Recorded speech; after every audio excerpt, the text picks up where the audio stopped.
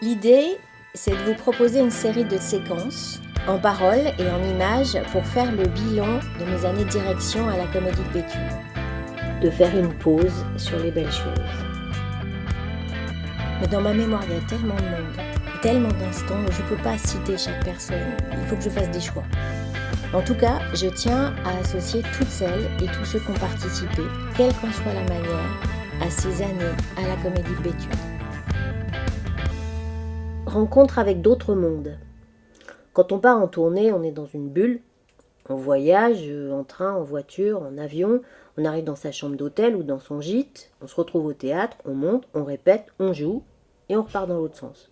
On n'a pas beaucoup d'espace pour penser à autre chose en tournée. Il faut concentrer son énergie sur le travail et il faut en garder de l'énergie pour la maison mentale qu'on trimballe avec soi. Je pense souvent à Charlie Watts, le batteur des Rolling Stones en tournée, qui dessinait ses chambres d'hôtel, ville de tournée par ville de tournée. Et moi, c'est en tournée que j'ai commencé à écrire, et c'est en tournée que j'ai décidé d'être metteur en scène. Est-ce que j'ai un choc de tournée? J'en ai eu un pendant les années de Béthune, avec les représentations de Requiem à Tel Aviv, dans le pays de l'auteur. Alors, c'était un incroyable bonheur d'équipe. Le premier soir, on est arrivé, on s'est retrouvés sur la plage pour boire un verre.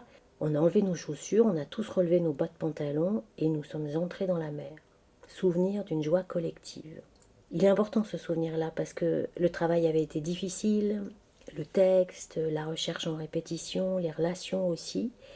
Et d'un seul coup, la douceur de l'air, les vagues venaient recouvrir ces difficultés, ça venait nous consoler de ce qui s'était passé et ouvrir sur une nouvelle page. Ce que ça a transformé, c'est ma vision de la pièce en fait. L'accueil du public là-bas a transformé ma vision de la pièce. Parce que j'avais une vision un peu mélancolique, un peu grave. Requiem, c'est une pièce très sombre.